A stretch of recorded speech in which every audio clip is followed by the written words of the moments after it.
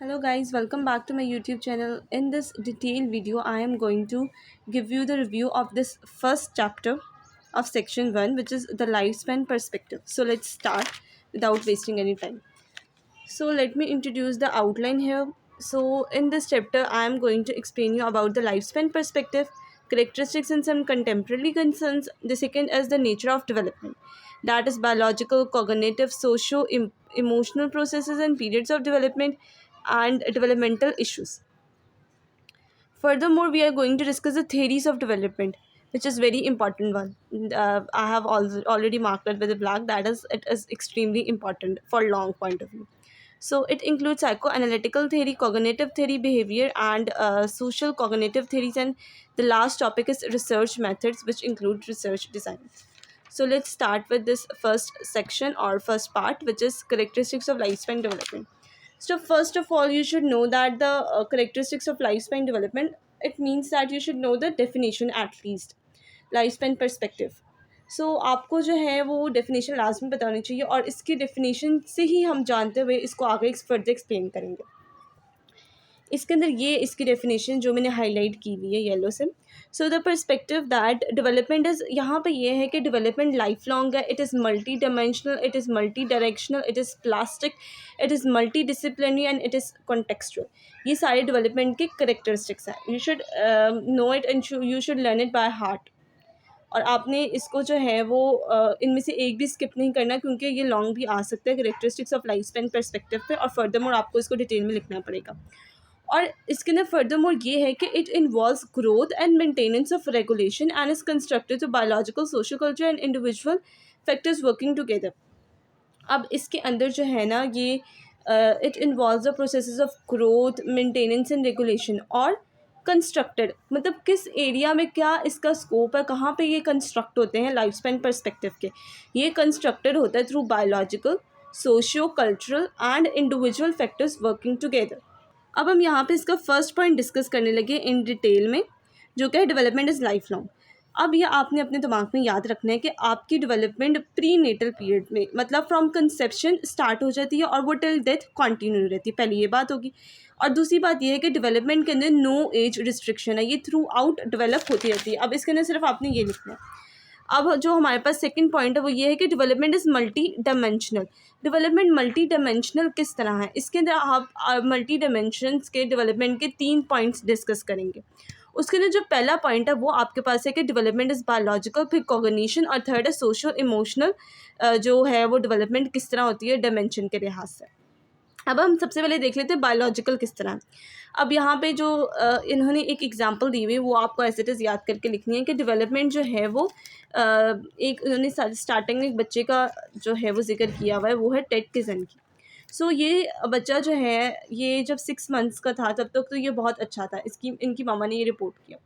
फिर 6 मंथ में ऐसा क्या हुआ कि इनको एक सीवियर एलर्जिक रिएक्शन हुआ, इस लड़के को, इस इन्फेंट को. सो उनकी वजह से कि सीवियर एलर्जिक रिएक्शन की वजह से इसको हमें जो उसके पेरेंट्स से हॉस्पिटलाइज करना पड़ा, हॉस्पिटल पे शिफ्ट करना पड़ा. और वहाँ पे इसके पेरेंट्स जो है इसको बहुत ज़्यादा कम वक्त मिलता था उनको इसको अटेंड करने में. मतलब वो ज़्यादा ऑन एंड ऑफ नहीं होते थे और बहुत कम अपने बच्चे को अटेंड करते थे. इसके अंदर जो इनकी मामा ने रिपोर्ट किया जब वो ठीक हो गया, जब वो घर गए, उन्होंने ये रिपोर्ट किया कि मेरे बच्चे को इस बायोलॉजिकल फैक्टर ने, इस बायोलॉजिकल इन्फ्लुएंस ने इतना ज़्यादा अफेक्ट किया है कि पहले जो बच्चा बहुत हैप्पी था, बहुत इंटरेक्टिव था, बहुत रिस्पॉन्सिव था, अब ये इरिस्पॉन्सिव हो गया है. ये विदड्रॉन बिहेवियर शो कर रहा है और आहिस्ता आहिस्ता इसका ये बिहेवियर एग्रेसिवनेस मतलब रेज की तरफ जा रहा है. सो उन्होंने ये कहा कि बायोलॉजिकल इवेंट ने इनके बच्चे की पूरी जो डेवलपमेंट है उसको चेंज कर दिया. So it is how related to multi dimensional development is. और इसके अंदर हमने बायोलॉजिकल फैक्टर डिस्कस कर लिया. अब हमने करना है कॉग्निटिव फैक्टर कि डेवलपमेंट का कॉग्निटिव फैक्टर से क्या रोल है. So how development is cognitive factor क्या है. सो जब भी मैं आपको वर्ड यूज़ करूँगी कॉग्निशन का, so you should remember that cognition is related to your thought processes, it is related to your language development, it is related to your intelligence. ठीक है, ये आपको चीज़ें याद रहनी चाहिए. ठीक है, it is all about that thing.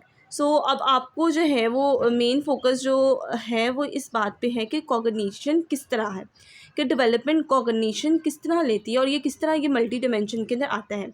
ये इसलिए है कि जो कॉग्निटिव डायमेंशंस के अंदर हमारे पास आता है अटेंशन, ये देखिए यहाँ लिखा हुआ है, attention, memory, abstract thinking, speed of processing information and social intelligence, ये सारे आते हैं कॉग्निशन के अंदर और यही इसके फैक्टर्स हैं। अब थर्ड पे आ जाता है सोशो इमोशनल फैक्टर्स। अब यहाँ पे सोशो इमोशनल करेंगे लेकिन आपने उसको इंक्लूड करना है क्योंकि वो भी इंपॉर्टेंट है। अब डेवलपमेंट किस तरह अफेक्ट होती है हमारे सोशो इमोशनल फैक्टर्स से, ये सोशो इमोशनल डायमेंशन से। सोशो इमोशनल डायमेंशन किस तरह हमारी डेवलपमेंट को अफेक्ट करती है। अब सोशल से मतलब सोशल फैक्टर्स। अब आपको पता है हमारे जो सोशल फैक्टर्स है, जो सोसाइटी है, वो डेवलपमेंट को बहुत ज़्यादा अफेक्ट करते हैं। और इमोशंस भी, आपके जो इंटरनल इमोशंस होते हैं जो आप एक्सप्रेस करते हैं, रेज वगैरह, ये भी डेवलपमेंट को बहुत ज़्यादा अफेक्ट करते हैं। आपने एक दो लाइनों में बता देना है। अब development is multi directional development किस तरह है। अब सबसे पहले आप पीरियड्स ऑफ यहाँ पे डेवलपमेंट की बात करेंगे मल्टी डायरेक्शनल के लिए, कि डेवलपमेंट मल्टी डायरेक्शनल इसलिए है, इस तरह है कि हम इसको पहले अर्ली चाइल्डहुड में या अर्ली डेवलपमेंट पे डिस्कस करेंगे, फिर एडोलसेंस में, और फिर लेट अडल्टहुड में डिस्कस करेंगे। अब डायरेक्शंस, जो डेवलपमेंट है वो रास्ते खुद तब्दील कर लेती है अपनी नीड के मुताबिक। अब फॉर एग्ज़ाम्पल अर्ली डेवलपमेंट में मल्टी डायरेक्शनल किस तरह है।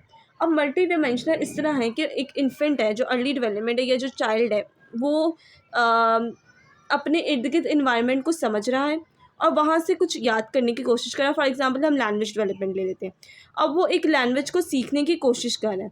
अब जब उसने लैंग्वेज को सीखना है तो उसके इर्द गिर्द अगर जैसे वो रह रहा है पाकिस्तान में तो वो उर्दू स्पीकिंग होगा, या वो रह रहा है अमेरिका में तो वो इंग्लिश स्पीकिंग होगा। लेकिन अगर उसके पास कुछ और लैंग्वेज से रिलेटेड लोग रहते हैं, जैसे इंडियंस रहते हैं, या फिर कोई और, या पठान रहते हैं जो पश्तो बोलते हैं, या फिर जो है वो चाइनीज़ रहते हैं, या इस तरह कोई और कल्चर जिनकी और लैंग्वेज हो वो रहते हैं, तो वो ऑब्वियस सी बात है इन्फेंट जो है उनकी एबिलिटी ज़्यादा होती है, वो ज़्यादा ऑब्जर्वेंट होते हैं।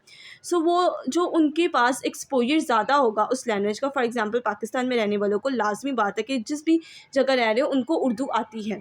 यहाँ पे ये है कि इन्फेंट अगर पाकिस्तान में रह रहे हैं तो उनकी उर्दू के जो है ना वो याद करने की डायरेक्शन वो ज़्यादा तेज़ी से होगी एज़ कम्पेयर टू दूसरे। उनको पश्तो भी आ सकती है, ऐसा पॉसिबल है कि उनको पश्तो भी आए और उर्दू भी आए, लेकिन जो उनका कल्चर है वो ज़्यादा किसको सपोर्ट कर रहा है, वो ज़्यादा सपोर्ट कर रहा है उर्दू लैंग्वेज को। तो उनकी एट द अर्ली चाइल्डहुड में उनकी जो डेवलपमेंट होगी वो एक ही लैंग्वेज को लेके होगी, which is Urdu.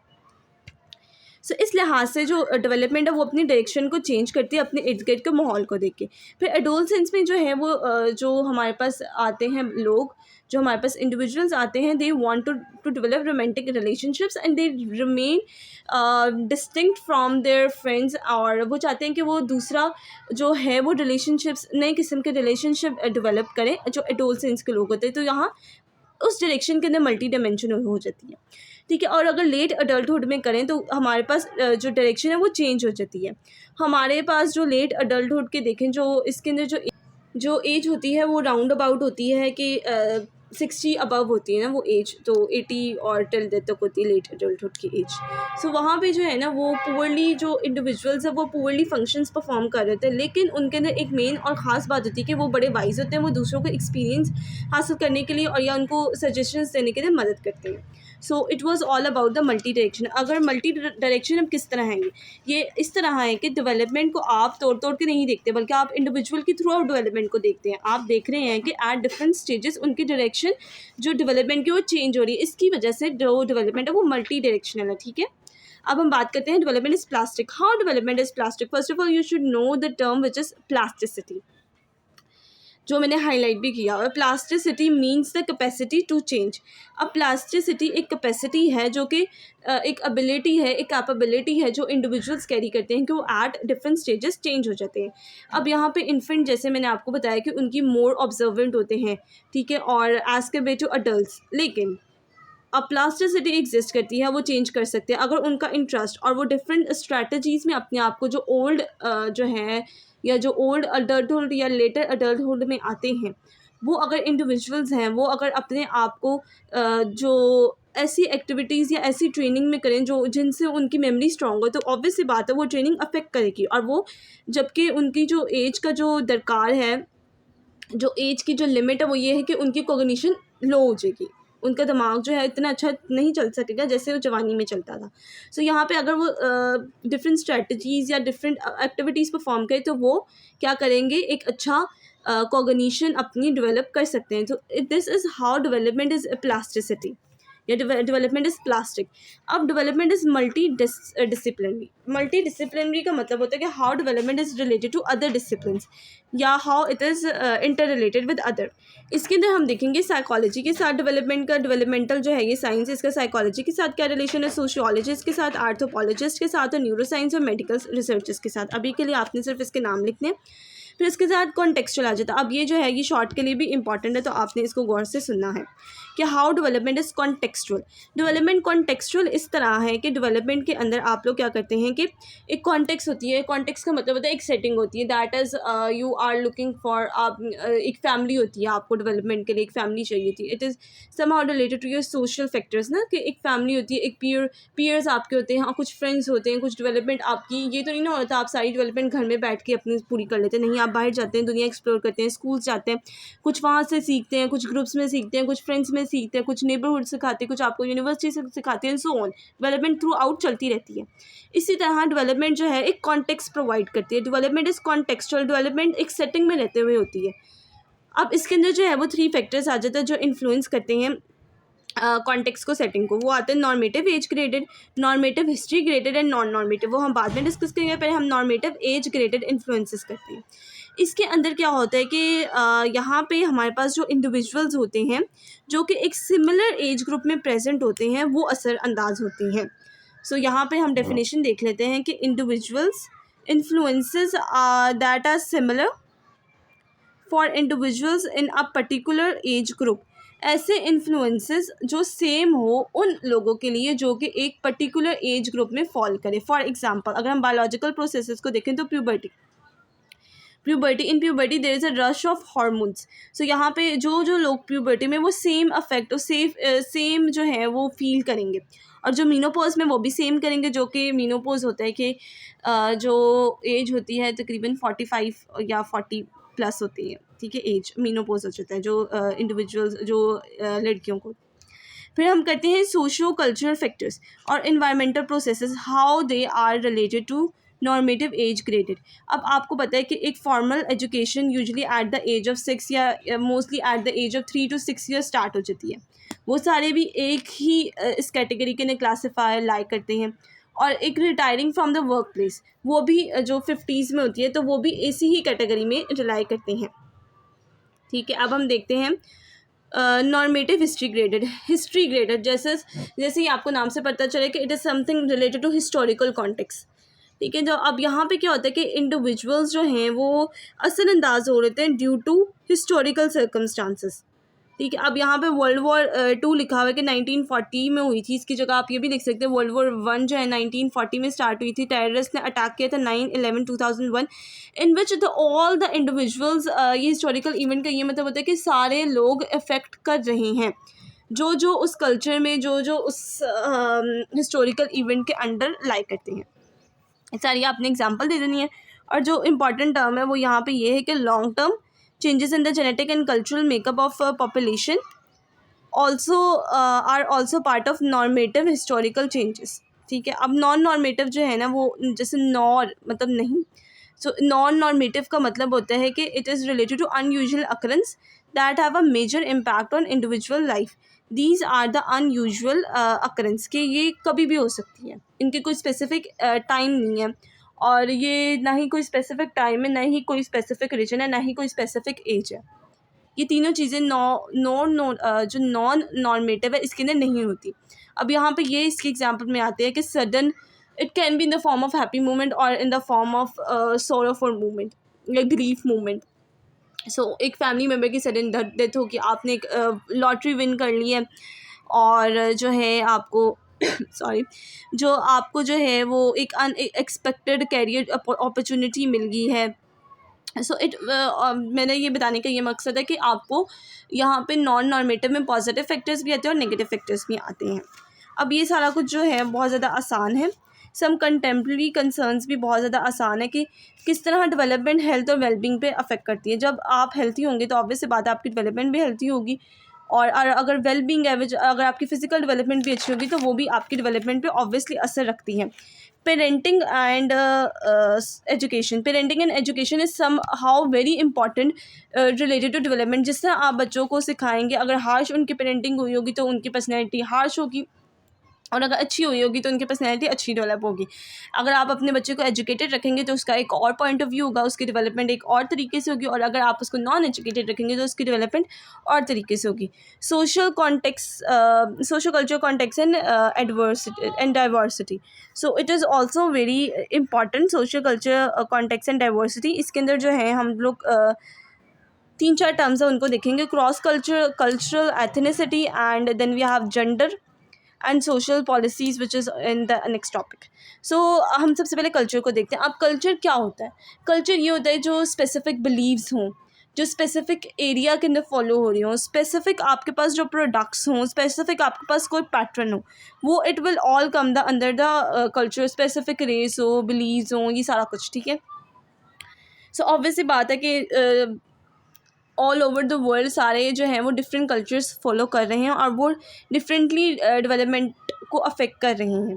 Cross culture का मतलब होता है कि आप एक से ज़्यादा जो कल्चर है उनको स्टडी कर रहे हैं। सो it is cross cultural studies या क्रॉस कल्चरल रिलेशनशिप्स, ठीक है।